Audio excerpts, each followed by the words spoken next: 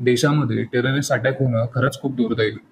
पण त्याहून दुःखदायक म्हणजे त्या अटॅक भोवती गलिच्छ राजकारण होणं. अटॅक झाला आणि एक पॉलिटिकल नरेटिव्ह समोर आला, की देशातील इतर प्रॉब्लेम्सपासून लक्ष विचलित करण्यासाठी मोदीजींनी हा अटॅक घडवला. खूप सारे कमेंट्स आणि पोस्ट सोशल मीडियावर या संदर्भात आढळते. दुसरं नरेटिव्ह समोर आलं, की कोणी कोणाला नाव विचारून मारलंच नाही.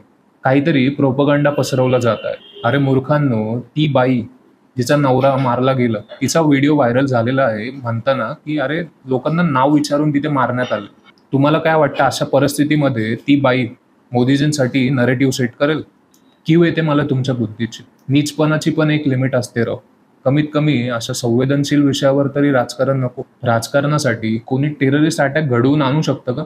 वरती बसलेले पोलीस किंवा इंटेलिजन्स ऑफिसर काय वेडे आहेत असं आपल्याला वाटतं?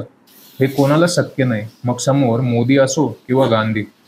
या असल्या भंपक कथांना बळी पडणं बंद करा. अटॅकचा मास्टर माइंड नक्कीच देशाबाहेर होता. पण आपल्या समाजातील त्यांना मदत करणारे खरे साप शोधा आणि त्यांना ठ्याचा. कारण का देश रक्षणाच्या वर काहीच नाही. जय हिंद.